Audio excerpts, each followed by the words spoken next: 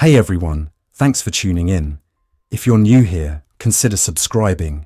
It really helps keep these stories coming. And while you're here, let me know in the comments where you're listening from. Now sit back, relax, and let's get into the story. I did not come to work on a Tuesday night expecting the world to come apart between the time I scanned my badge at the turnstile and the time the sun came up. I came to work because I was the fix-it-now guy on second shift, maintenance electrician with enough refrigeration and automation experience to get myself in trouble. When something stopped moving, stopped cooling, stopped filling, stopped sealing, or stopped draining, it became my problem. My name is Mason Hale. I was 36 years old, divorced, and I lived 10 minutes from the plant in Greeley, Colorado, in a rented duplex that smelled like stale coffee and old work boots. The plant sat on the edge of town, where the air already had that permanent sweet-sour tang that clings to places that process livestock. If you grew up here, you stopped noticing it. If you did not, you noticed it every time you breathed. That night, the parking lot was half full. Pickup trucks with toolboxes, a couple of compact cars from sanitation, a faded minivan with a proud mum sticker that belonged to one of the packaging line leads. The sky was clear and cold, and the wind came in low over flat fields. I remember thinking it was going to be an easy shift, replace a photo eye on the carton erector, tighten a conveyor belt, maybe deal with a nuisance trip on a motor starter. The first sign that it was not going to be normal was the ambulance. It was already there when I pulled in, parked off to the side near the employee entrance. Hazard lights strobing against the concrete walls. Plant security had the gate arm up, and people were walking around it with that cautious look they get when they do not want to get involved, but cannot stop watching. An ambulance at a meatpacking plant was not unheard of. Cuts happen, slips happen, heat stress happens. Ammonia incidents happen if somebody gets careless around the refrigeration system. But usually the ambulance did not sit there like it was waiting, engine idling, as if it did not want to leave. I grabbed my hard hat, my insulated lunch bag, and the maintenance radio clipped to my belt. The radio was a beat-up handheld that lived in a charging cradle when I was off the floor. On nights like this, it felt like a leash. Inside the vestibule, the smell hit harder, disinfectant and wet concrete, rubber mats, and the faint metallic hint of blood that the sanitation crew worked constantly to erase. I washed my hands, walked through the boot scrubbers, and headed toward the maintenance shop. The plant was loud even when it was running smoothly. Conveyor motors hummed, air compressors thumped, hydraulic units whined, the overhead refrigeration lines, insulated pipes that carried cold refrigerant, sweated when the plant was warm and dried out, when the cold rooms pulled down. I was halfway down the hall when my radio crackled. "Mason, you on site?" It was Rick Delgado, head of plant security, voice tight. Rick was ex-military, the kind of guy who wore his uniform of a dark polo and cargo pants like it was body armor. He also carried himself like he expected everything to go sideways at all times. "Yeah," I said. "Just walked in. What's up with the ambulance?" "Come to the security office, now." That was not a normal request. Normally, security called maintenance when a door reader failed, when a camera went black, when a gate motor jammed. They did not summon me like a parent calling a kid into the living room. I turned and walked toward the front office corridor, past the time clocks and the bulletin boards full of safety posters and production numbers. Somewhere behind those walls, hundreds of people were working in refrigerated rooms, cutting, trimming, washing, packing. The plant ran like a machine. It had to. If it stopped, product spoiled. If product spoiled, money burned. The security office sat behind a set of locked doors. Rick buzzed me in, and I stepped into a room that looked like a small police station. Monitors on the wall, radio chargers, a desk with incident reports stacked in neat piles. Rick stood with a woman I recognized, Dr. Priya Shah, the plant nurse. She ran the on-site medical room, handled injuries, sent people to urgent care, and enforced the kind of rules everyone hated but nobody could argue with. She looked pale, her hair pulled back tight, her eyes tired. On a monitor behind them, a camera feed showed the employee entrance from outside. The ambulance was still there. 2 paramedics stood at the back doors, talking to each other, not moving like people in a hurry. Rick pointed at a chair. "Sit." I sat. Priya spoke first. "We had an incident on the kill floor. The kill floor was the beginning of the line. Livestock came in one end, and everything that followed depended on that first section moving. Most people avoided it if they did not have to be there." "What kind of incident?" I asked. Rick answered. "A worker collapsed. Then he got up. Then he attacked 2 people." I blinked. "Attacked how?" Priya's voice stayed controlled, but I could hear the strain under it. "He was not acting like himself. Confused, aggressive. He did not respond to verbal commands. He did not respond to pain compliance." Rick added, "It took 6 people to hold him. 6, and he kept trying to bite." I stared at them because that last word did not fit. Bite. People in a plant might punch, people might shove, people might swing a hook knife if they were out of their mind, but biting was primal, animal. "Is he on something?" I asked. Priya shook her head. "We do not know. That is why the ambulance is still here. They do not want to transport until he is restrained safely."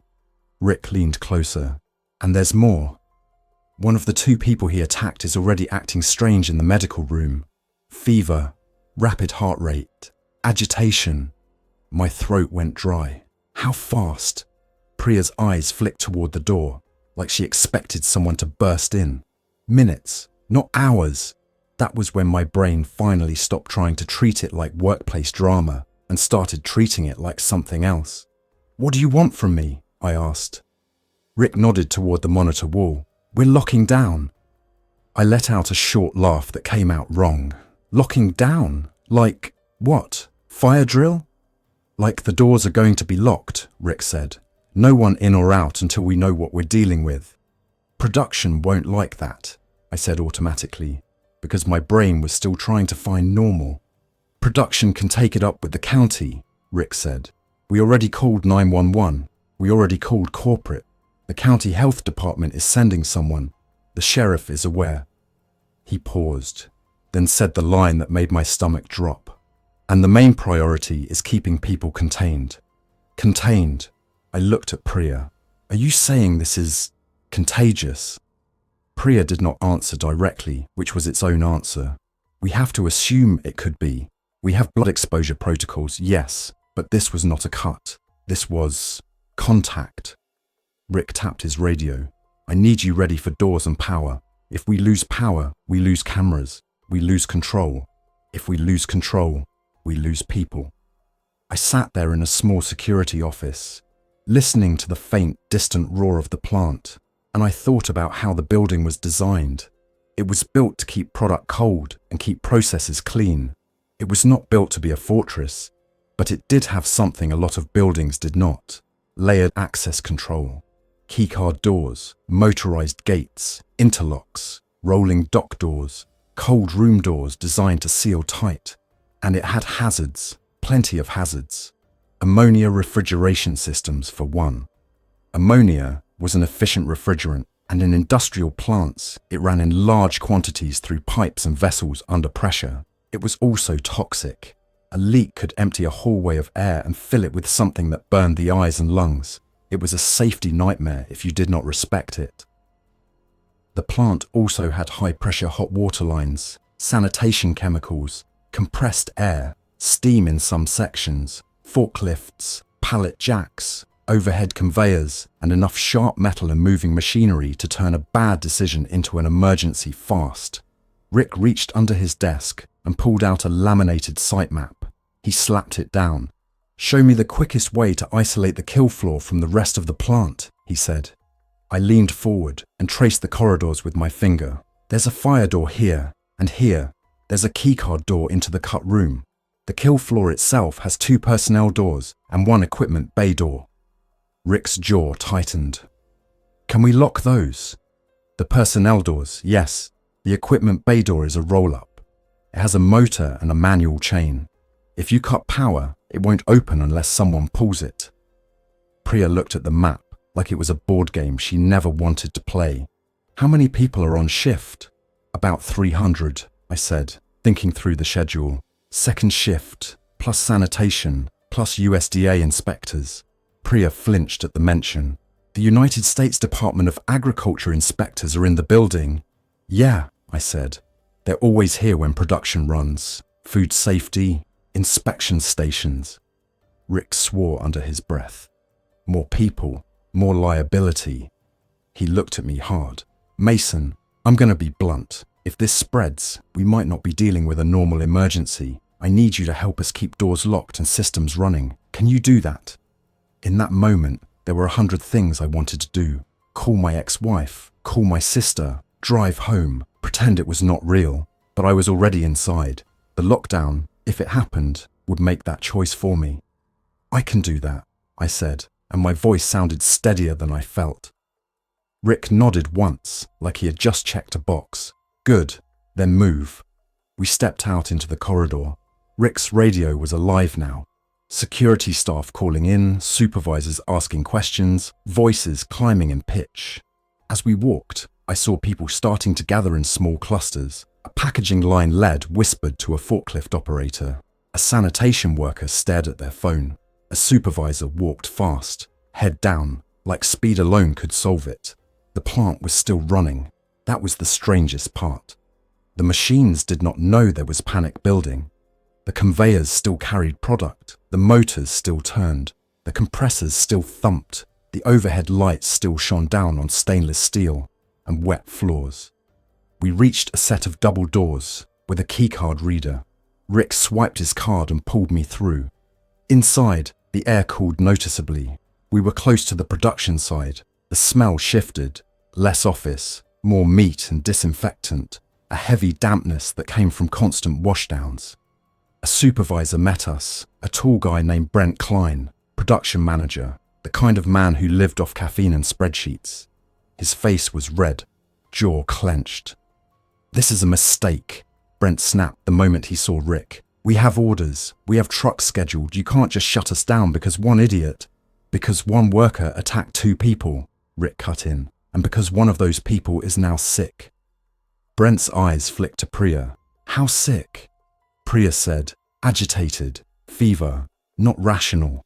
Brent looked at me like I could fix it with a wrench. Mason, tell him we can isolate that area and keep running. I did not answer right away because I knew what Brent was really asking. He wanted the plant to keep making money. He wanted the problem to stay small. Rick said, we are isolating. That is happening, but we are also locking down external exits. Brent's mouth opened, then closed. You'll have a riot. Better a riot than people running out into town, Rick said. That line hit all of us at once. Out into town. Greeley was not a giant city, but it was not empty either. People lived close. Kids slept in bedrooms a few miles from the plant. If something contagious got out, Brent swallowed. The fight drained from his face, replaced by something closer to fear. Rick turned to me.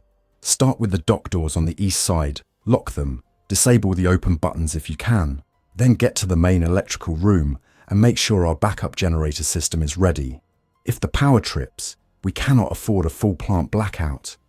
I nodded and moved fast, Priya trailing behind for a moment. Mason, she said quietly, catching my sleeve. If you see anyone acting strange, do not approach. Do not try to be a hero. I'm not a hero, I said. She gave me a look like she had heard that before. Good. Stay that way. I headed into the maze of corridors that led to the docks. The east side loading docks were a long line of roll-up doors, each with a dock leveler and a bump bar where refrigerated trucks backed in to load boxed product. The air smelled like cold cardboard and diesel. I found the dock control panel cabinets, metal boxes mounted on the wall with key switches and circuit breakers. Most of them had a keyed maintenance mode. I flipped the first one to maintenance and tested the door button. Nothing. Good. I moved down the line, flipping each to maintenance, disabling the local controls. I could still open the doors from the central control system if needed, but a panicked employee could not mash a button and create a hole in our perimeter. As I worked, my radio crackled again. "Mason, this is line 3 lead. We have someone down in packaging. They're shaking. They're not responding." Then another voice, overlapping. "Security. We need security to cut room door 2. Someone's trying to force it." Then Rick's voice, sharper now. "All units, maintain distance. Do not engage physically. Repeat, do not engage physically." My hands moved faster. My heart pounded harder. This was spreading. I reached the last dock door and flipped it into maintenance. Then I jogged toward the main electrical room. The main electrical room sat near the center of the plant, behind a thick metal door with warning signs. Inside, the air was dry and smelled like warm insulation. Rows of electrical panels lined the walls. Motor control centers, circuit breakers, variable frequency drives that controlled conveyor speeds, a humming wall of power. In one corner, the automatic transfer switch for the backup generator system sat like a big grey coffin with cables thick as my wrist. The plant's backup generator was not designed to run everything, just critical loads, emergency lighting, security systems, refrigeration controls, some pumps, the fire alarm system. Full production would stop without utility power, but we would not go blind. I checked the generator status panel. It showed normal. Fuel level looked good. The generator sat outside in its own enclosure, fed by a diesel tank that corporate kept topped off because a freezer full of product was money, and money demanded redundancy. I tested the battery charger indicator, looked for alarm lights, checked that the breaker was in the correct position. It all looked normal. Then the building lights flickered. Just once. A ripple like someone blinking. A second later, the hum of the plant changed. Not quieter, but different. Like the sound shifted as if some motors had dropped out. My stomach tightened. A flicker in a plant could be a utility glitch, but it could also be somebody hitting an emergency stop, or worse, a breaker trip from equipment damage. I keyed my radio. "Rick, did we lose anything?" Rick's voice came back harsh. "We're losing control. Cameras on the kill floor just went out." "Power or damage?" I asked. "Unknown," Rick said. "We have people screaming down there." I pictured the kill floor, wet concrete, drains, stainless steel rails, overhead hoists. I pictured panic. I pictured someone falling into a machine, someone grabbing at someone else, someone biting. "I'm heading to the camera closet near the kill floor," I said, because I knew where the network video recorder racks were. Rick hesitated half a beat. "Do not go alone." "I don't have time," I said, and before he could argue, I moved. The corridors felt narrower now. The plant's constant noise felt like pressure. I passed a group of workers standing near a door, faces pale, hands gripping their phones like lifelines. A woman I recognized, Marisol, sanitation crew lead, caught my arm. "They say we cannot leave. They say there is sickness." Her accent thickened when she was scared.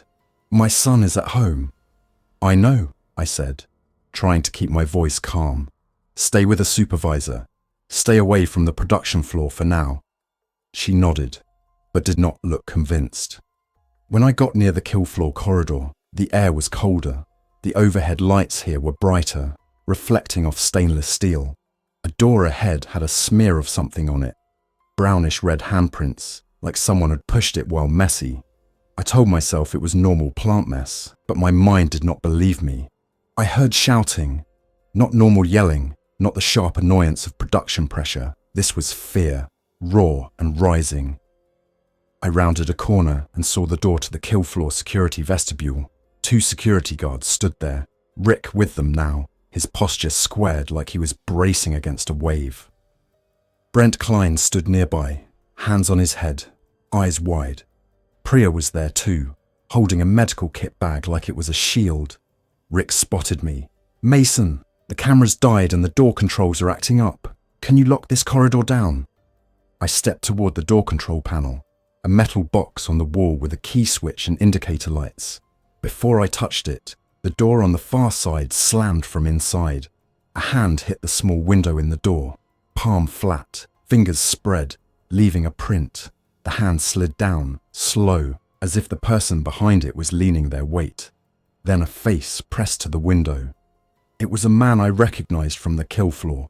His name was Jonah, mid-20s, always joking, always asking for overtime. His eyes were open too wide.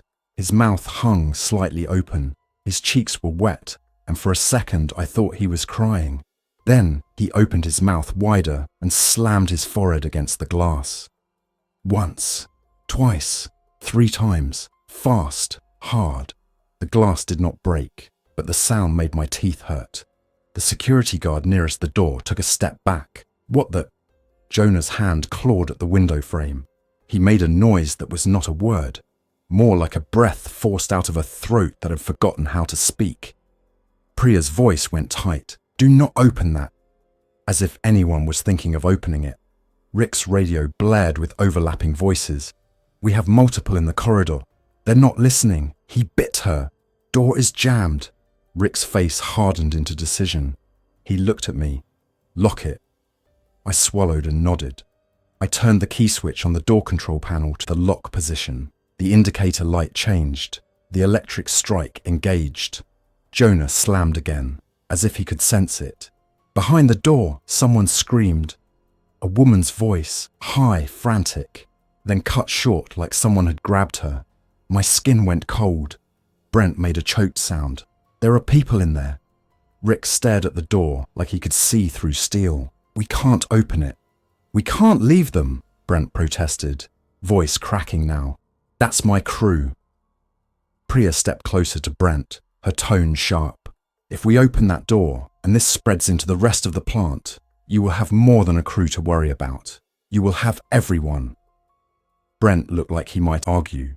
Then his gaze dropped to Jonah's face in the window, and the argument died. Something in Jonah's eyes was not human anymore. Not in the way we meant it. I backed away from the door and forced myself to focus on the problem I could solve, the cameras. "The camera system is in the closet 2 corridors over," I said to Rick. "If the feeds are out, either the network switch lost power or the cables got damaged." Rick nodded to one of his guards. "You go with him." The guard, a stocky guy named Tyler, looked nervous but nodded. He held a flashlight like it was a weapon. We moved fast, staying out of the kill floor corridor. The plant's layout forced you through choke points, and every door suddenly felt like a trap. The camera closet was a narrow room with racks of equipment, network switches, patch panels, video recorder units. The air inside was warm from electronics. I checked the lights on the network switches. Some were dark. "Power," I muttered. I looked up at the small electrical sub-panel feeding the closet. One breaker was tripped. That could happen from a surge, or from damage, or from someone slamming into equipment, but the timing made me suspicious. I flipped the breaker back on. The switch lights flickered to life. The video recorders beeped and began booting. On a small monitor, camera feeds came back one by one. Hallways, dock doors, perimeter gates. Then the kill floor feed appeared. I wish it had not. The camera angle looked down a wide section of floor near the line. Stainless steel rails, wet concrete, carts pushed to the side, and people. Some were running. Some were down on the floor, not moving. Some were standing over others, bent at the waist, heads moving in short jerks.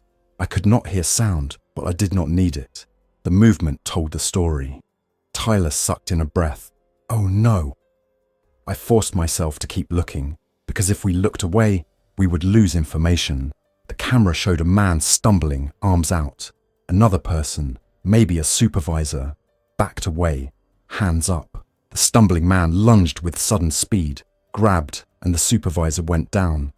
No gore, no details, just the brutal fact of bodies colliding and the shape of something awful. I leaned toward the keyboard and pulled up another camera. Corridor, outside the kill floor. The door we had locked was shaking now, not just from Jonah. Multiple hands hit it, multiple faces pressed close. The infected, because that was the only word that fit, were stacking up against the barrier. Rick needed to see this. I keyed my radio. Rick, cameras are back. Kill floor is compromised. Multiple infected. They're massing at the corridor door. Rick's voice came back tight. Copy. Stay out of that corridor. We're pulling everyone back to the front. Tyler shifted his weight. What about the people still on production? That was the question nobody wanted to answer. Rick answered it anyway. We're sounding an internal muster. Supervisors are directing people to safe zones, maintenance shop, front offices, cold storage mezzanine if needed. Keep doors locked. I looked at the camera again. The corridor door held, but it bowed slightly under the pressure of bodies. Those doors were designed for fire separation, not for a crowd pushing like an ocean. I looked at Tyler. We need to reinforce that door. Tyler swallowed. With what? My mind ran through inventory like a checklist. Pallets, forklifts, pallet racks, steel carts, anything heavy. We can use a forklift and pallets, I said, but we have to do it from this side. Tyler nodded quickly, relief at having a plan. We moved back into the hall. The shouting in the distance had spread. Alarms began to sound. Short bursts, not the fire alarm, but the production warning horns that signaled line stoppages. The plant was slowing down. I could hear conveyor motors shutting off, one section at a time. A loudspeaker crackled overhead. A supervisor's voice came through, shaking. All personnel, this is an emergency. Stop work. Proceed to the nearest supervisor station. Do not run. Do not push. Repeat. Stop work. And proceed. The message cut off mid-sentence, replaced by static, then silence. My heart pounded harder. We reached an intersection where a forklift sat parked, keys still in it, forks low. That was already a bad sign. Forklift operators did not leave equipment like that unless they were forced. Tyler climbed in without asking. He had a forklift certification badge clipped to his vest.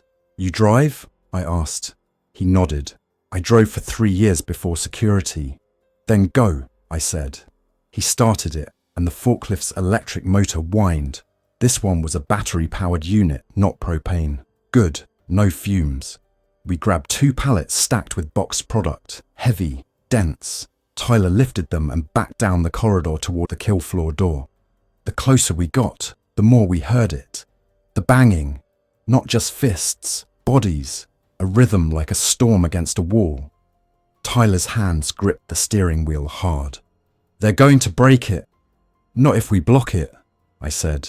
We positioned the pallets directly against the door, forks sliding out carefully. The pallets slammed into the base of the door with a thud. The banging continued, but now it was muffled. I grabbed a steel cart and shoved it sideways to jam the forklift in place, turning the forklift itself into part of the barricade. Tyler set the parking brake, then jumped down. The door shuddered again. The pallets held. For now, we ran back toward the front, because staying near that door was like standing next to a cracked dam.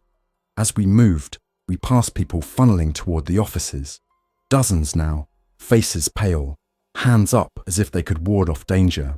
A woman carried a child-sized lunch bag and sobbed quietly, phone pressed to her ear, probably getting no answer. At the front lobby, Rick was trying to organize chaos. He had security staff directing people into rooms, the conference room, the training room, the cafeteria, any space with doors that could lock. Priya stood near the medical room entrance, eyes scanning for anyone sick. She looked like she had aged 5 years in an hour. Brent Klein stood off to the side, staring at the floor like he was trying not to fall apart. Rick spotted me. Door blocked? For now, I said. Pallets and a forklift. Rick nodded. Good. Now we have a bigger problem. He pointed at a monitor in the lobby area that showed an exterior camera view. Outside, near the employee entrance, the ambulance was gone. Not because it left smoothly, because it was sideways. It looked like the driver had tried to back up and then lost control. The vehicle sat at an angle, rear wheels in a shallow ditch, front end pointed toward the plant. One rear door was open. A paramedic lay on the pavement nearby, not moving. Another figure staggered near the ambulance, moving wrong, arms stiff, head turning in jerky motions. My mouth went dry again. Rick's voice was low. "County sheriff just radioed. They have multiple incidents in town, not just here." The words landed like a weight. This was not a plant problem. This was everywhere. Brent's voice cracked. "What do you mean, incidents?" Rick looked at him with no sympathy left. "I mean the same behavior.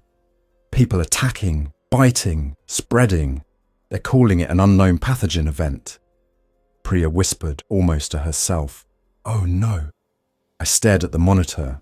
Outside, the wind blew trash across the lot. The infected figure bumped into the ambulance door, then turned and began wandering toward the employee entrance. Rick pointed at another camera feed, the parking lot. More figures were moving between cars now. A couple were running, fast, then slowing, then running again. Some were limping. Some walked like they did not feel the cold. One of them wore a hairnet. A plant worker. They had gotten out, and now they were coming back. Rick turned to his security staff.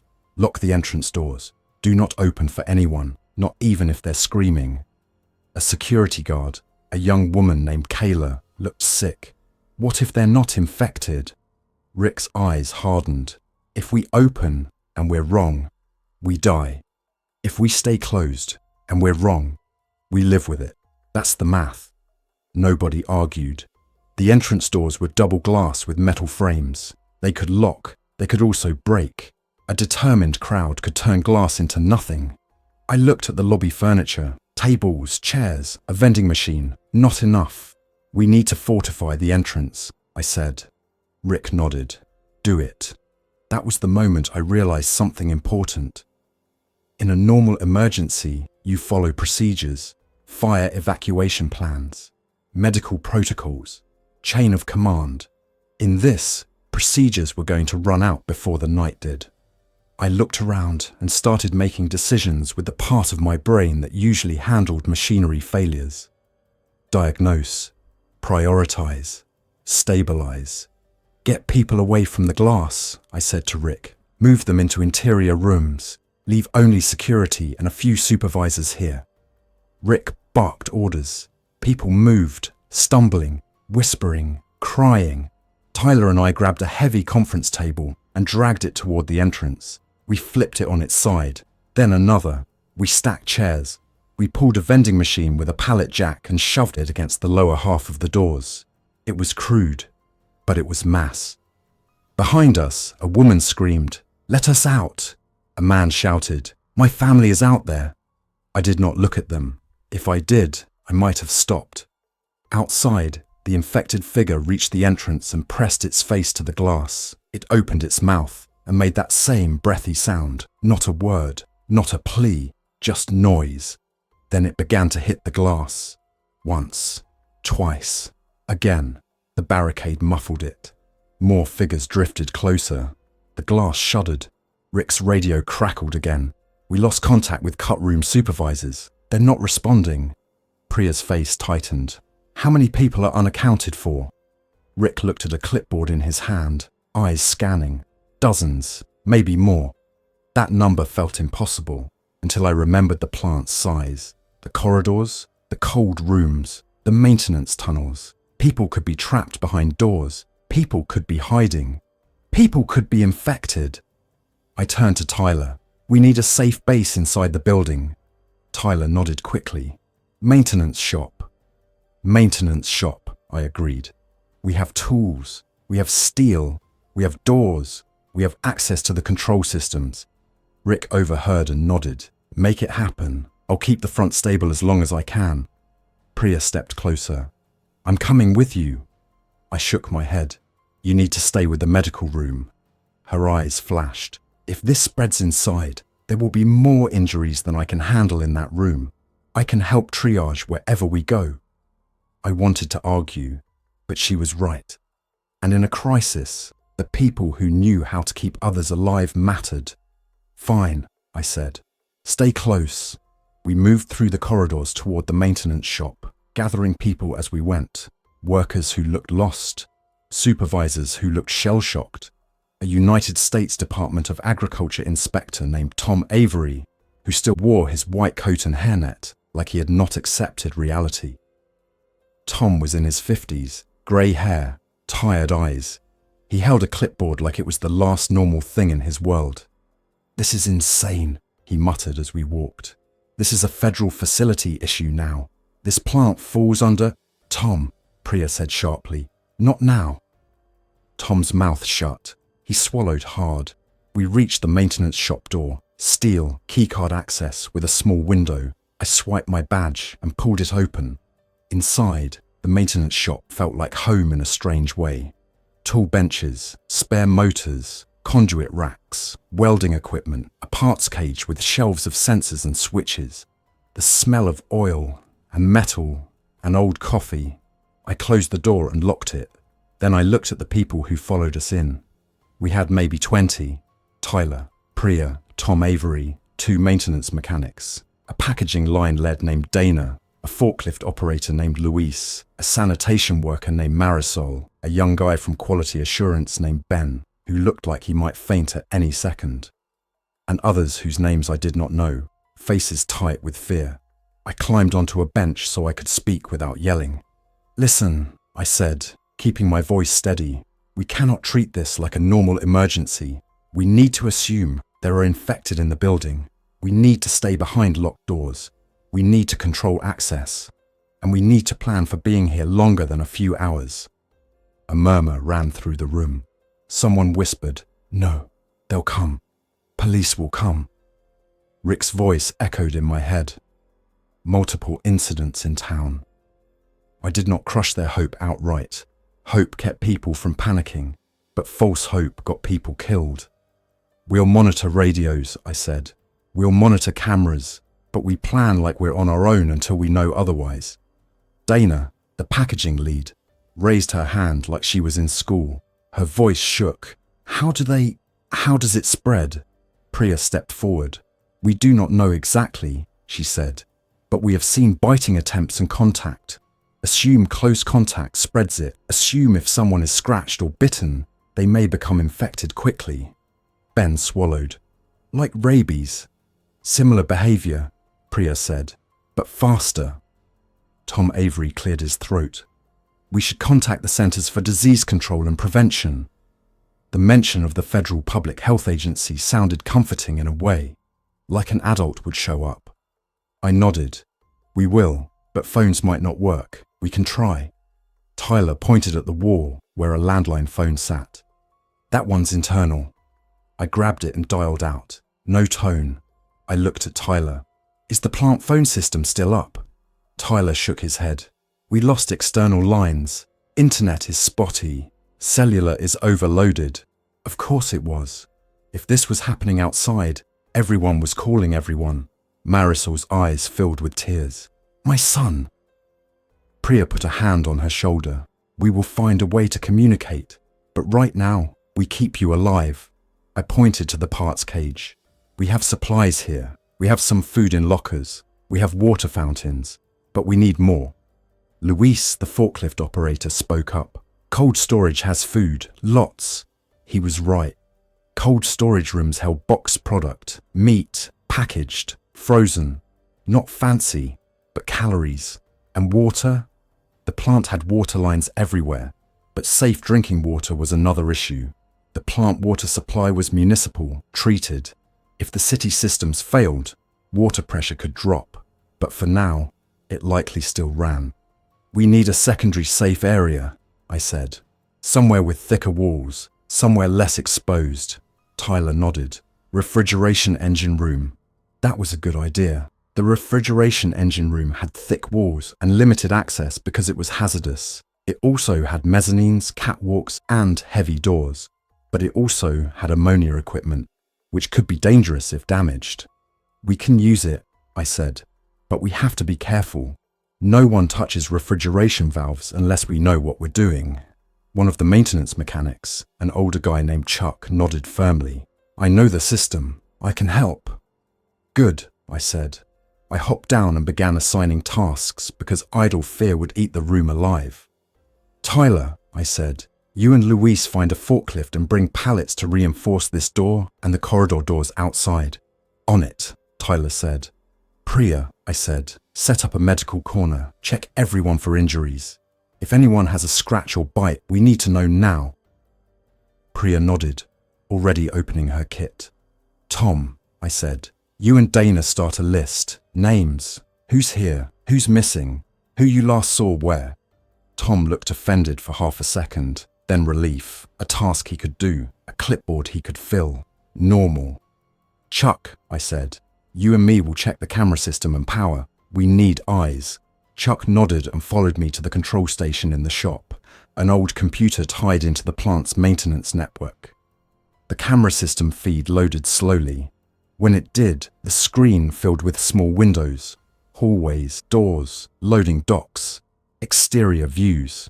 The picture was worse than before. The kill floor corridor door we had blocked was still holding, but the pressure against it looked heavier. Bodies pressed close, faces in the window. The pallets held, but the door frame bowed slightly. Outside, the parking lot had more infected now. The barricaded entrance doors shook occasionally, but our vending machine and tables seemed to be doing their job. Inside the plant, in hallways we had not sealed, I saw movement, single figures wandering, then clusters, then sudden bursts of speed as one chased another. In one camera feed, a worker ran down a corridor, slipped on wet concrete, scrambled up, and slammed into a locked door pounding. Behind him, 3 infected moved fast, almost coordinated in their hunger to close distance. He turned, tried to run again, and disappeared off camera. I stared at the empty corridor after he vanished and felt something inside me clamp down hard. Chuck's voice was low. This is bad. Yeah, I said. We switched to a map overlay. The plant had cameras in many areas, but not everywhere. Blind spots existed. Inside some cold rooms, behind equipment, in certain maintenance tunnels. Those blind spots suddenly felt like monsters' closets. I zoomed in on the refrigeration engine room corridor. The camera there showed an empty hall, but the door into the engine room was closed and locked. Good. Then I checked the cut room corridor. Movement. 2 infected figures stumbled near the intersection, bumping into a wall, then turning toward the sound of something off camera. I heard banging in the distance, faint through the shop walls. Someone was still alive out there, locked behind a door, calling for help. Tyler returned with a forklift whine, echoing down the corridor. He rolled up to the shop door with Luis walking beside him, both breathing hard. We blocked the corridor outside, Tyler said. We used pallets and the pallet rack frames. Door is reinforced. Good, I said. Any sign of survivors? Luis shook his head, eyes wide. I saw someone in the break room window waving, but the hallway had 2 of them. I did not go. He looked guilty, like he expected us to judge him. I did not. I understood the math now. Priya finished checking people. She stood and addressed the room. Most of you are uninjured, she said. If you have any break in skin, tell me now. Do not hide it. This is life or death. A man near the back, an older sanitation worker, raised a trembling hand. I got scratched, he whispered, on the kill floor, before we ran. Priya moved to him instantly. Where? He rolled up his sleeve, a scratch line, red, shallow, near his wrist. Priya's face went tight. How long ago? He swallowed. Maybe 20 minutes. She looked at me, and the question in her eyes was brutal. What do we do? We did not have answers. We did not have a cure. We did not have a secure isolation room designed for this. We had a maintenance shop. But we could do something. Isolation, I said quietly. Tyler nodded once, jaw clenched. We can use the parts cage. The parts cage was a locked wire mesh enclosure inside the shop. It had a steel door and a padlock. It was not a medical isolation room, but it was a barrier. The man began to cry. No, I'm fine. Priya crouched in front of him, voice gentle but firm. I need you to do this for everyone else. We will stay close. We will watch you, but we cannot risk exposure. The man's shoulders shook. He looked around at the faces watching him, fearful, sympathetic, desperate. He nodded slowly. like he was signing a contract with fate. We guided him into the parts cage. Priya brought water, a chair, a blanket. Tyler closed the door and locked it. The padlock clicked shut like a final sound in a quiet room. Now we waited. Time stretched in a way I had never felt. Minutes felt like an hour. Every sound made people flinch. Every cough made heads turn. I watched the camera feeds and listened to radios.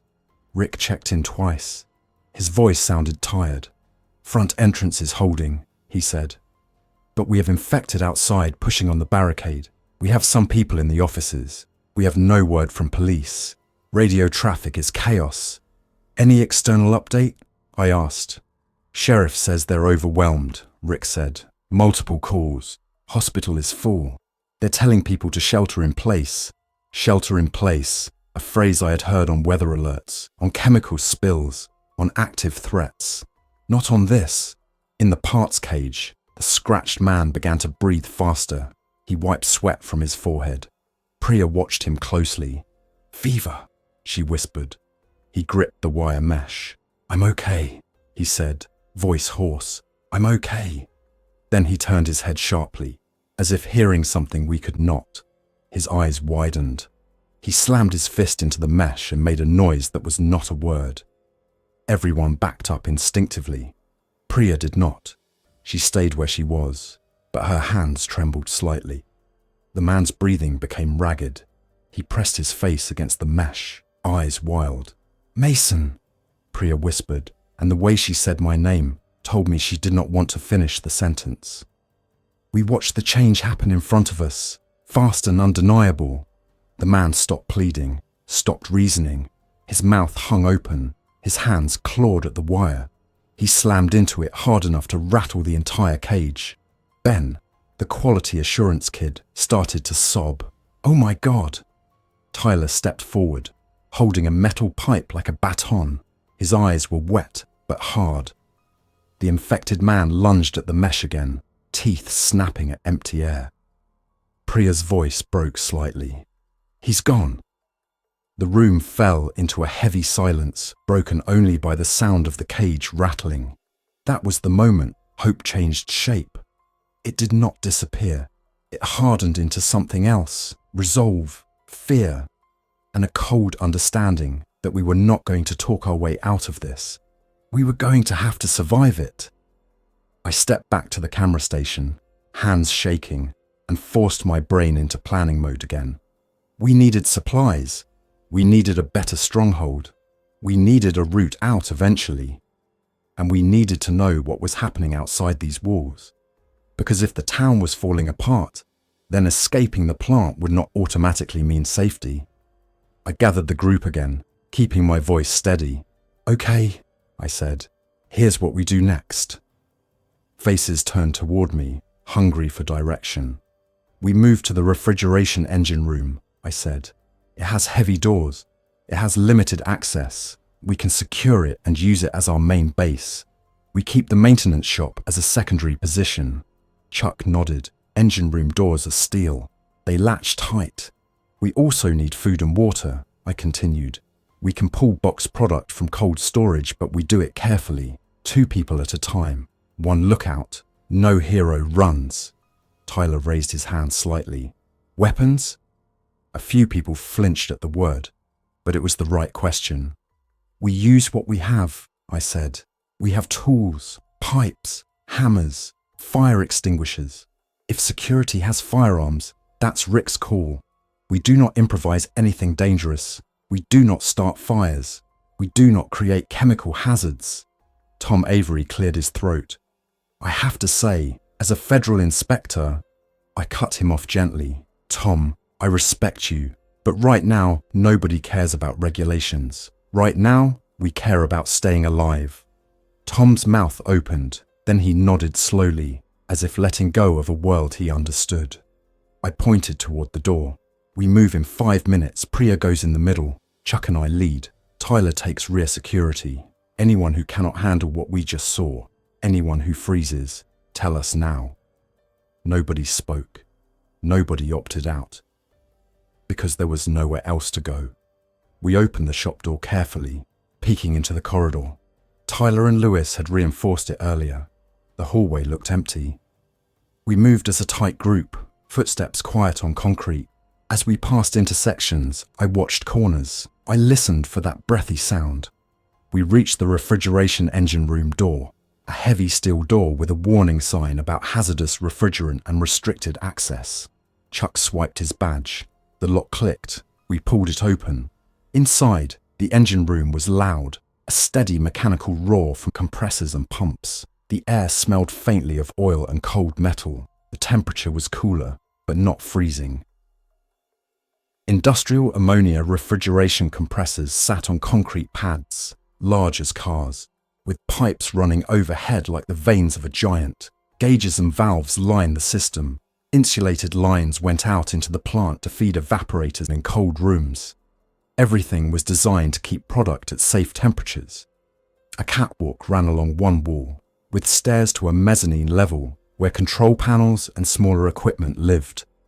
From up there, you could see the whole room and control access to the stairs. It was a defensible position. We moved inside and closed the door. Chuck threw the deadbolt. Tyler slid a steel bar into a bracket that secured the door further. We were in. For the first time that night, I felt the smallest sliver of relief. Not safety, not comfort, just a barrier between us and the chaos. Priya set up another medical corner near a workbench. Tom and Dana started reorganizing people. Who slept where? Who watched which door? Who monitored cameras? I moved to the engine room control panel. It had a small computer terminal tied into refrigeration controls and, through the plant network, to cameras and some building automation systems. The camera feed loaded slowly again. The plant network was strained, but it worked. I scanned the exterior cameras. The parking lot was worse, more infected, fewer moving vehicles. A sheriff's cruiser sat near the entrance gate, lights off, abandoned. That made my stomach drop. Then I scanned interior cameras. The kill floor door barricade still held, but the pallet stack had shifted slightly. The forklift sat jammed, but the pressure against the door kept increasing as more infected piled up behind it. In another corridor, I saw something that made my breath catch. A group of survivors, maybe 10 people.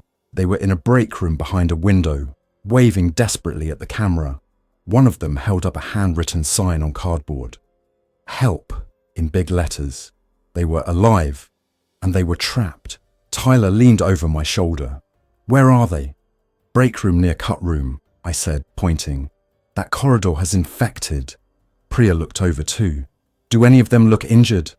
I zoomed in as much as the camera allowed, the image pixelated.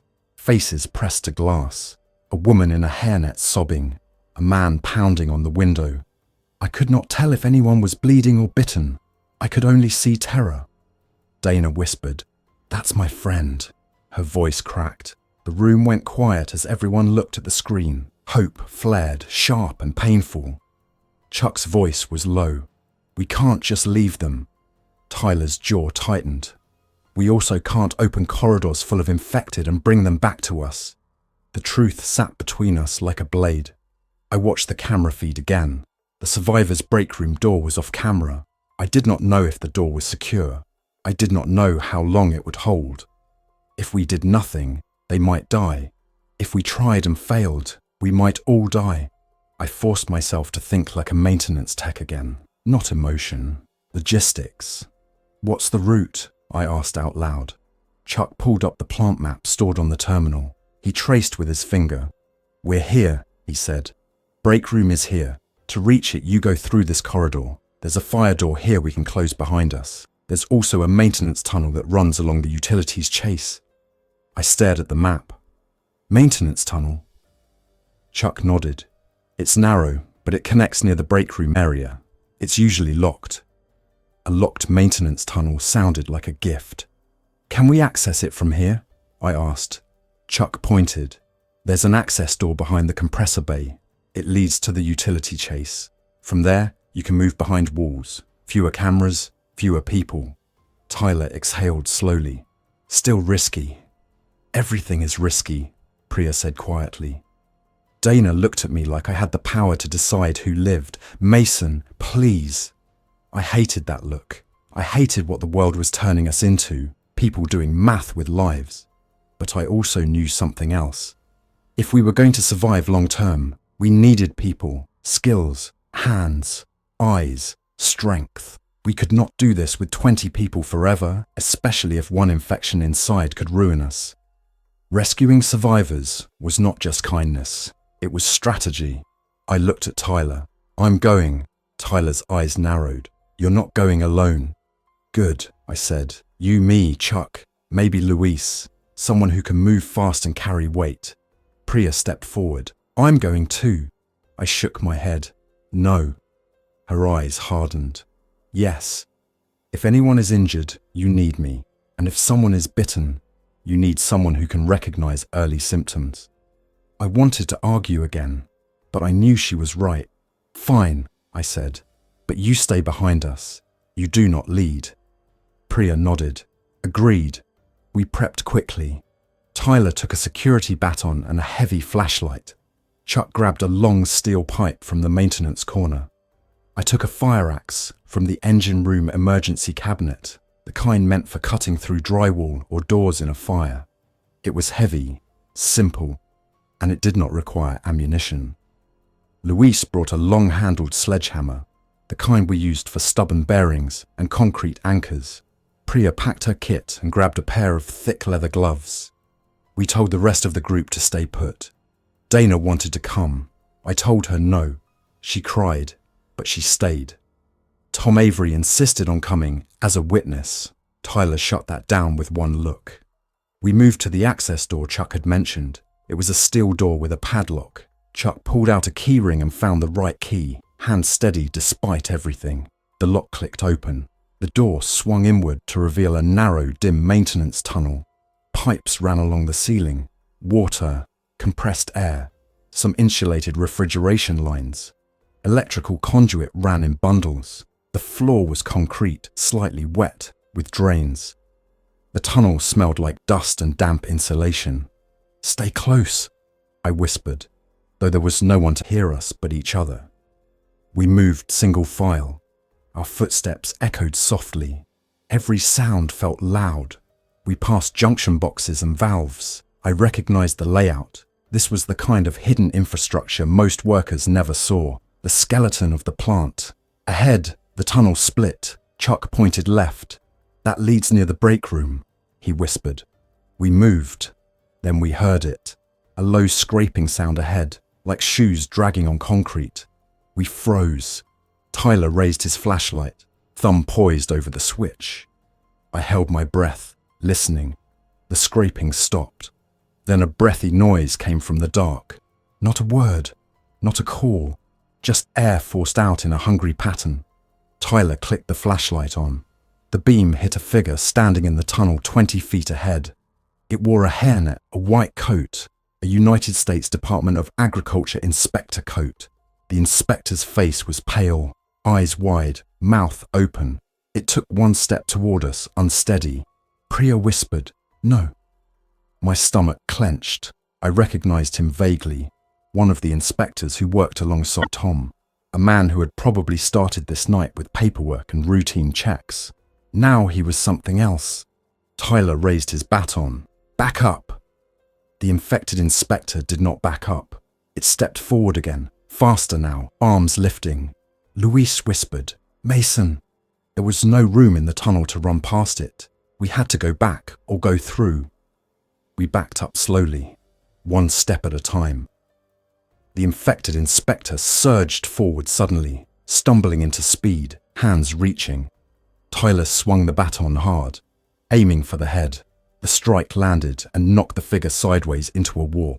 It slumped, then pushed up again immediately, as if pain meant nothing. That was the worst part, the lack of normal limits.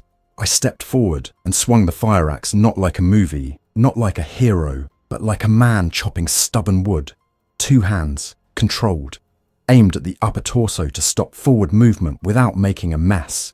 The axe head hit with a dull impact that knocked the figure back. It collapsed onto the floor, limbs twitching, then tried to rise again. Tyler's voice was strained. "It's still moving." "We're not staying," I said. "Back, now." We retreated fast, stepping over the fallen figure with care, keeping distance. It reached weakly, fingers scraping the concrete. Priya's breathing was fast. She kept her eyes forward, not looking down. We reached the split and turned back the way we came, moving quicker now. "That route is blocked," Chuck whispered. "There's another access point, longer." "Then we take it," I said. We moved through the tunnel like we were running through the veins of a dying machine. At every junction, Chuck chose directions based on memory and map knowledge. The man was a walking blueprint of this plant. Finally, we reached an access hatch that led up into a storage area near the break room corridor. Chuck pushed it open slightly, and a thin slice of light spilled in. He peeked out, then pulled back. "Two infected in the corridor," he whispered. "But the break room door is closed. I hear banging." I leaned close, listening through the hatch. Banging from the break room. People still alive, pounding. The infected in the corridor made soft noises, shifting weight, drawn by sound. "We needed a distraction," Luis whispered. "We can lure them away." Tyler shook his head. "Lure means they follow. Follow means they find us." I looked around the small space beneath the hatch. There was a water valve assembly, a metal pipe bracket, and an empty metal bucket. An idea hit me. Simple, risky, but possible. "Noise," I whispered.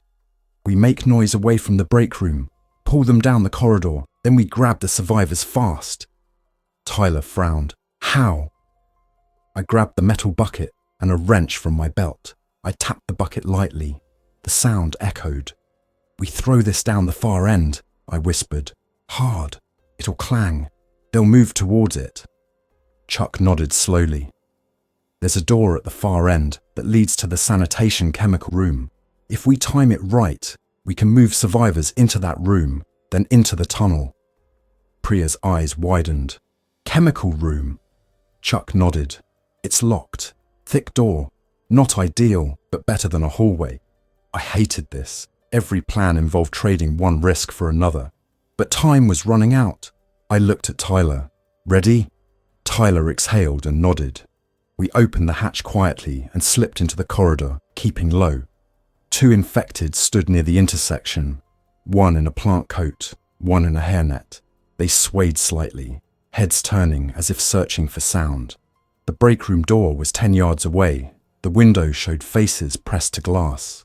Dana's friend, others. They saw us and began pounding harder, mouths moving in silent pleas. I held up a hand, palm down, urging them to be quiet. They tried, but fear made people loud. I raised the bucket and hurled it down the corridor away from us, toward the far end. It hit concrete and clanged like a bell in a church.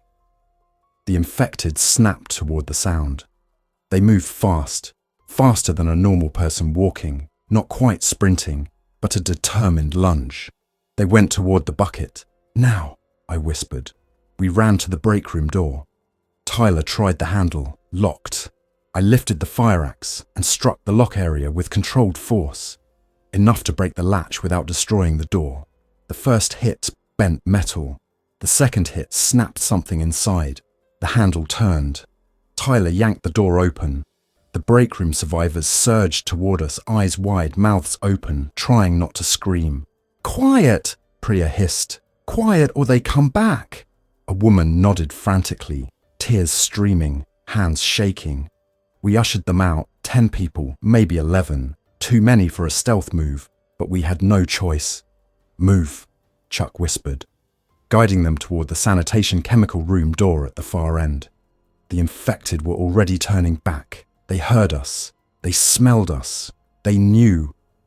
The corridor filled with that breathy noise again, like a chorus of broken lungs.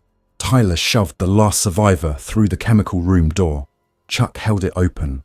I brought up the rear, fire axe raised. The first infected rounded the corner and lunged. Tyler swung his baton and struck it back. Luis swung his sledgehammer, catching the infected's shoulder and knocking it into the wall. We slammed the chemical room door shut and locked it. Hands hit the door almost immediately. Banging! The survivors inside the chemical room began to sob. some whispering prayers, some shaking uncontrollably. Priya turned to them, voice urgent. Everyone against the far wall, do not touch anything. There are chemicals here that can burn you. She scanned faces quickly, checking for injuries. Any bites? Any scratches? A man raised his hand, trembling. I got grabbed, no bite. Priya checked him, fast. No break in skin. Good. I looked around the chemical room. Shelves held jugs and drums of cleaning agents, chlorine-based sanitizers, acids, alkalis. Labels warned of corrosion and burns. This was not a place to live, but it was a place to breathe for a minute. Chuck moved to a secondary door at the back. This leads to the maintenance tunnel access, he said. He unlocked it, and we guided the survivors through, one by one, back down into the tunnel. Behind us, the banging on the chemical room door grew louder. The infected were gathering. We moved fast through the tunnel, guiding people carefully, not letting them trip. Fear made legs clumsy. A woman stumbled. Louise caught her. I can't, she whispered, voice breaking. Yes, you can, Louise said, and his tone was so steady it was like a handrail. When we reached the refrigeration engine room door again, I felt a rush of relief so intense it almost made me dizzy. We pulled the survivors in, locked the door behind us, and the room erupted into a mix of sobs, whispered thanks, and stunned silence. Dana ran to one of the rescued women and hugged her hard, both of them shaking.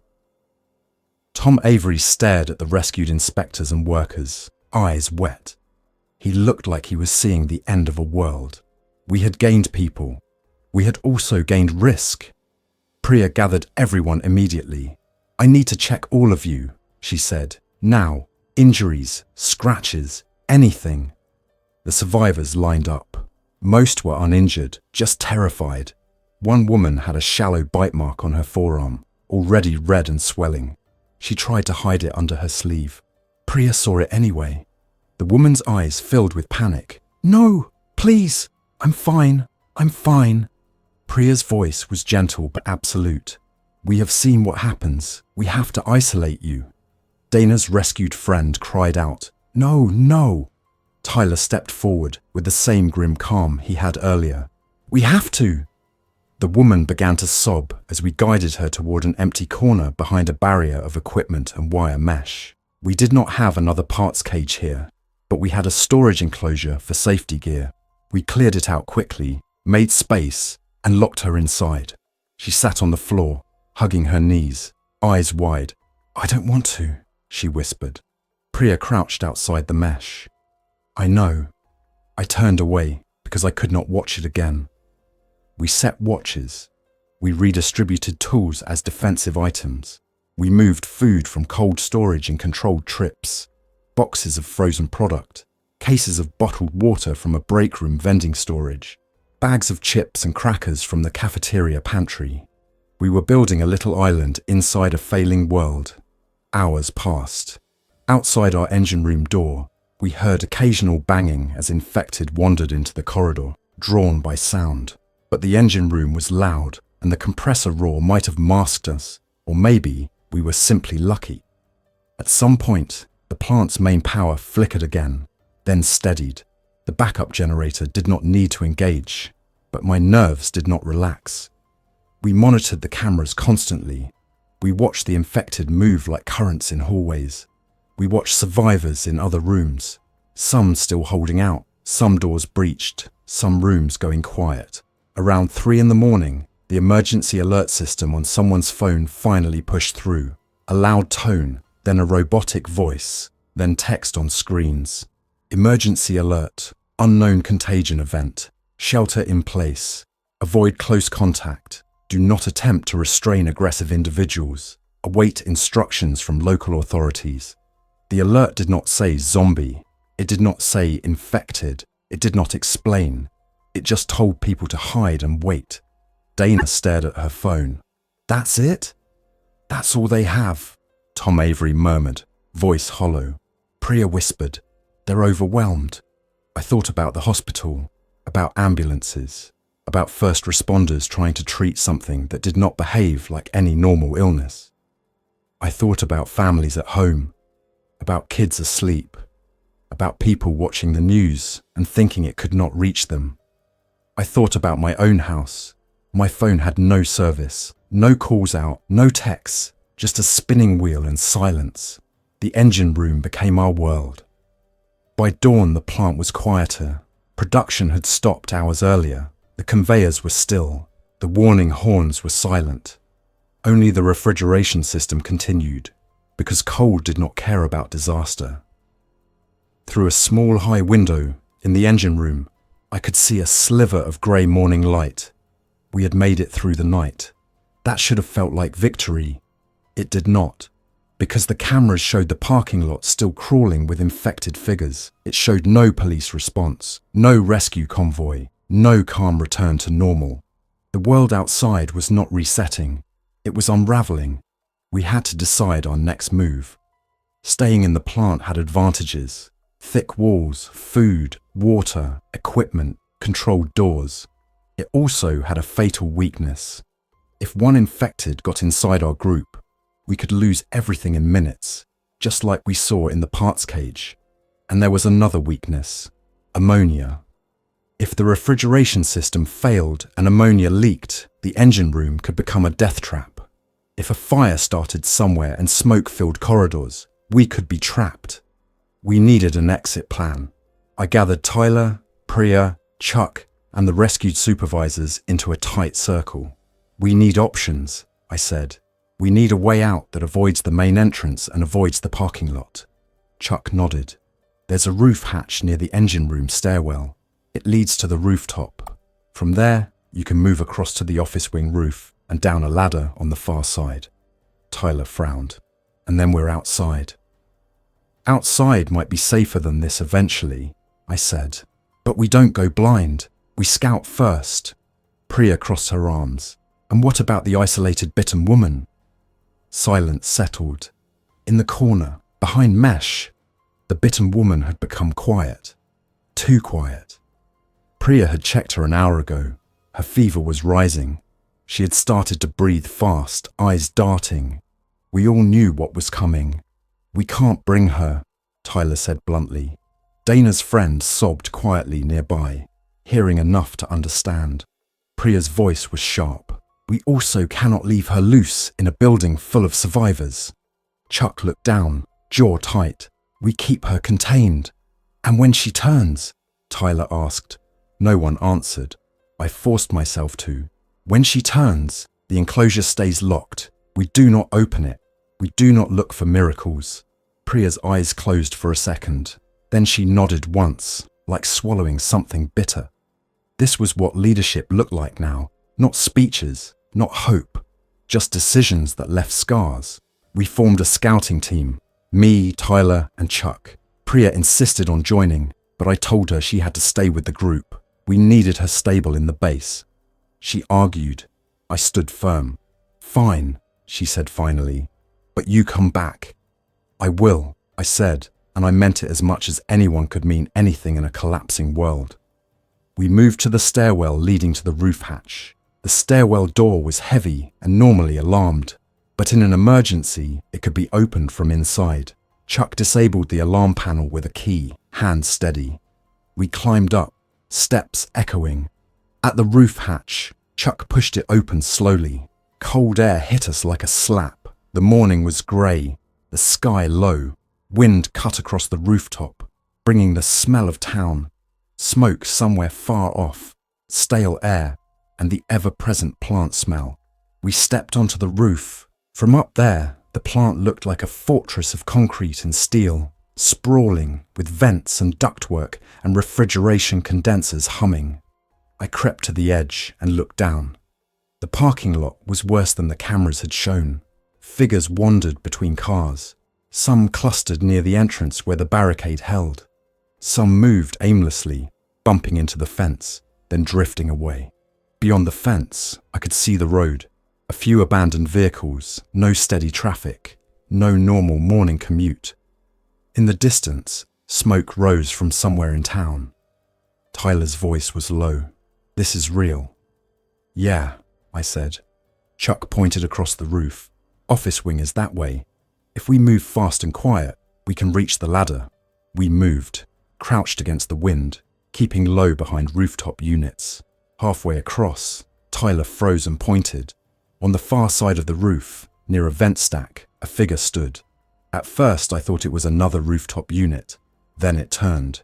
A plant worker, hairnet flapping in the wind, eyes wide, mouth open. It took a step toward us, arms lifting. Even on the roof, even in the cold wind, it made that breathy sound. Tyler whispered, "How did it get up here?" Chuck's eyes widened. There are roof access ladders on the exterior. Or it followed someone. We backed away slowly, but the infected worker moved faster now, stumbling into a lunge. Tyler raised his baton. "Go around." We did not have room. The roof was open, but the infected figure was between us and the ladder route. I looked at the roof hatch behind us. "Back inside," I hissed. We ran toward the hatch, boots thudding on metal roof panels. The infected worker chased, arms out, faster than it should have been able to run on a cold roof. Tyler turned and swung the baton hard, connecting with the figure's head. It stumbled, but did not fall. Chuck grabbed a loose chunk of metal, an old vent cover, and slammed it into the figure's chest, knocking it back. We reached the hatch. Chuck dropped through first. Tyler followed. I jumped last, slamming the hatch down behind me and pulling it tight. The infected worker slammed into the hatch from above. The metal buckled slightly. Tyler's face was pale. "We can't use the roof." "Not that way," I said, breathing hard. "But there might be other routes." We descended back into the engine room base, adrenaline still buzzing. Priya met us, eyes searching. "What happened?" "Roof is compromised," Tyler said. "One infected up there, maybe more." Priya's mouth tightened. "Then we stay." "We can't stay forever," I said. I pulled up cameras again, scanning for other exits. There was a rail spur on the backside of the plant, where refrigerated rail cars sometimes loaded. There were service gates for waste hauling. There was a wastewater pre-treatment building separate from the main plant, smaller, potentially less infected around it. And there was a maintenance vehicle bay with a roll-up door and an exterior fenced yard. An idea formed. Dangerous, but possible. "We take the maintenance yard," I said to Tyler and Chuck. "We use a forklift or a truck to push through a fence section if we have to. We get out on the back side, away from the main entrance." Tyler stared at the map. "Backside still has infected." "Fewer," I said, pointing at cameras. "Look, they're clustering near the front because of sound and movement. The back is quieter." Chuck nodded slowly. "We could use the yard gate. It's chain link with a motor. If the motor has power, we can open it remotely." "And if it doesn't?" Tyler asked. "Then we cut it," I said. Priya's voice was low. "And then what? Where do we go?" That was the hardest part. Leaving the plant meant stepping into a town with unknown dangers, but staying meant waiting for the plant to become a trap. I thought about the geography. Greeley was surrounded by open land, farms, industrial lots, county roads. If we could get vehicles, we could move out. If roads were blocked, we could still move on foot through fields. We needed a destination, a place with water, defensible structures, low population density. Chuck said quietly, "My brother has a place out east, Weld County, farm, well water, fences, barn." Tyler nodded slowly. "A farm is better than a neighborhood." Priya looked at Chuck. "How far?" Chuck swallowed. "Maybe 20 miles. 20 miles was not far in a car. It was brutal on foot." "We need vehicles," I said. "Plant yard has company trucks, maintenance carts, maybe keys in the office." Tyler exhaled. "Then we plan a break." We spent the next hour planning like we were planning a shutdown maintenance job, except the stakes were life. We chose a time when camera feeds showed fewer infected near the maintenance yard corridor. We assigned roles. We kept the group calm by giving them tasks: pack food, pack water, gather warm clothing from lockers, collect gloves and safety goggles, bring flashlights and spare batteries. We also made a rule: no one left alone. If you went with at least one other person. And if someone got injured, Priya decided whether they moved or stayed. It was harsh. It was necessary. Before we moved, Priya checked the bitten woman in the enclosure. The woman was no longer sitting. She stood, swaying, hands gripping the mesh. Her eyes were wide. Her mouth hung open. She made that breathy sound, louder now, repeating like a broken pattern. Dana's friend stood nearby, sobbing silently, hand pressed to her mouth. Priya looked at me. "We cannot take her." I nodded, throat tight. "We lock it. We leave it." Priya's eyes glistened. She turned away quickly, as if moving fast could outrun grief. We were about to leave someone behind. I told myself it was already too late for her. I did not know if that was true, but I needed it to be. We moved. Tyler led with 2 security guards who had joined us from the front office group after Rick directed survivors toward us. They carried flashlights and heavy tools. They did have firearms, handguns locked in security holsters, but Tyler kept them close, not waving them around like movie props. I did not feel comforted by them. I felt the weight of what it meant if they were used. We moved through corridors, using cameras to avoid clusters. We stayed quiet, doors opening and closing softly. We reached the maintenance vehicle bay. It smelled like oil and rubber. A couple of white company pickup trucks sat inside, along with a larger box truck used for supplies. Keys were not in ignitions. Of course they weren't. Chuck ran to a wall-mounted key cabinet. It was locked with a small padlock. I lifted the fire axe and popped the lock with a single controlled strike. The lock snapped, metal clinking to the floor. Chuck grabbed a ring labeled Fleet and tossed it to me. I caught it and immediately felt like I was holding something precious. Outside the bay door, the yard was visible through a small window. Chain-link fence, industrial dumpsters, pallets stacked, and beyond that, an access road. The camera feed for the yard showed 3 infected figures wandering near the fence line, far from the gate. "Fewer than the front." Tyler's voice was low. "Open the bay door slow." I went to the bay door control panel. It had a button to raise the roll-up. I pressed it lightly. The door motor whined, and the door began to rise. Halfway up, the motor noise echoed out into the yard. Sound carried. The infected figures turned. One began moving toward the bay. Tyler hissed, "Stop it!" I released the button. The door froze halfway up, leaving a gap large enough to drive under if we crouched. We moved fast. Louise sprinted to the nearest pickup and jammed the key in. The engine started on the first try, a roar that felt dangerously loud. The infected outside quickened toward the sound. Tyler waved. "Go, go, go!" We loaded people into the pickup and the box truck. Priya climbed into the passenger seat of the pickup with Louise driving. Tyler jumped into the back seat. Chuck climbed into the box truck cab with Dana driving. She had a commercial driver's license from a previous job and handled the big vehicle better than most. I climbed into the pickup bed with 2 others, holding onto the side rails. Louise rolled forward, ducking under the half-open bay door.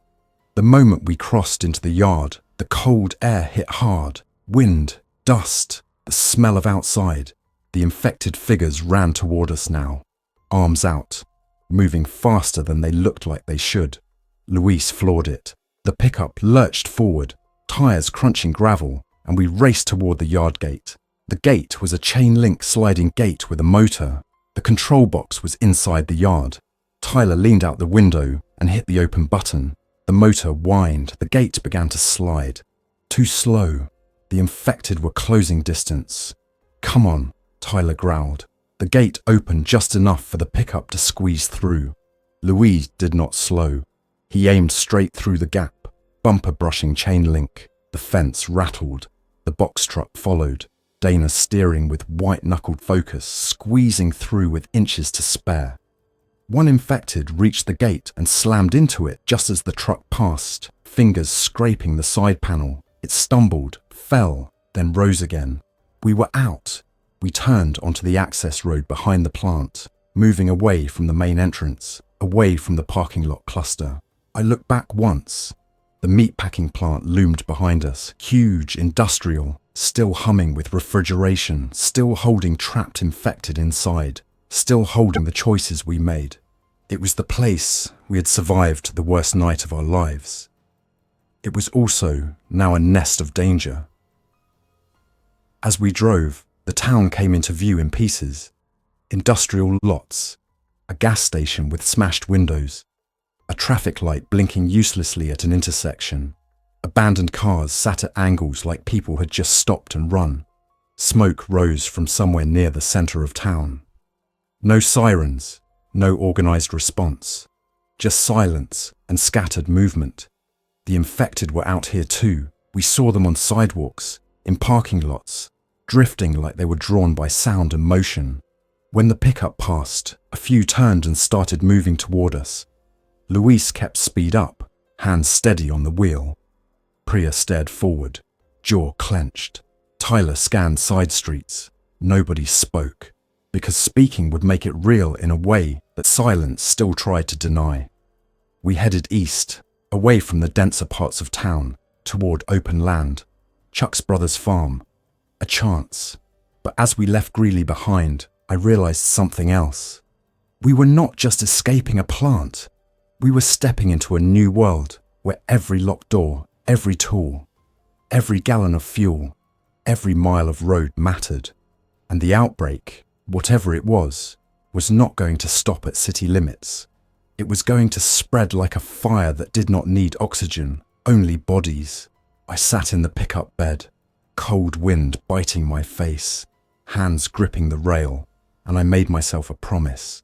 If we reached that farm, I would not make the same mistake twice. I would not assume normal would return. I would not assume help was coming. I would build safety like it was a machine, layer by layer, bolt by bolt, because now survival was not a feeling. It was a system, and systems only worked when you respected what they were designed to do. Behind us, the meatpacking plant shrank into the distance. Ahead, the open plains waited, and somewhere out there, the day was beginning. Not a normal day, a day one, a day that would decide who we became.